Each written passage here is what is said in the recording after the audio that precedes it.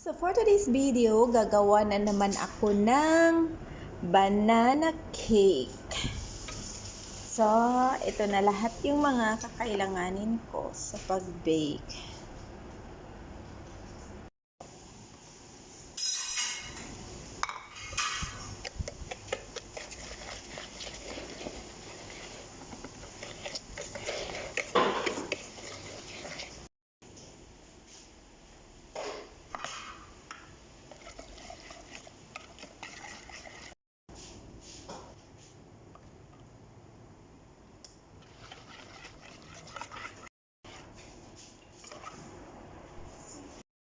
Andyan na lahat yung flour, cinnamon, baking powder, baking soda, at saka yung salt. Hinalo ko na lahat.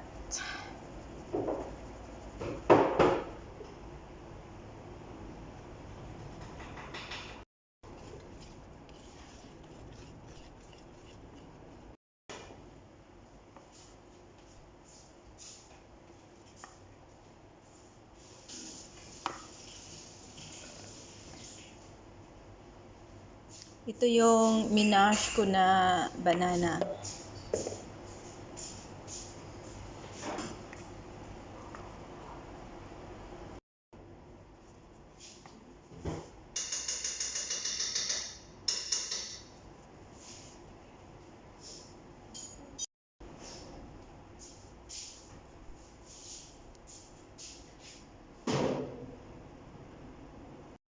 Lalagyan ko ng toppings sa ibabaw. Ilalagay ko na sa oven. Mga 40 minutes lang.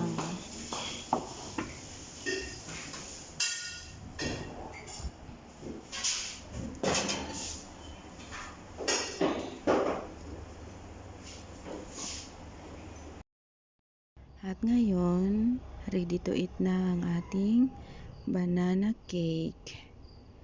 So, ano pang hinihintay nyo guys? Mag-bake na kayo. Follow nyo lang yung mga procedure at saka yung mga ingredients ko dyan. So, thank you for watching.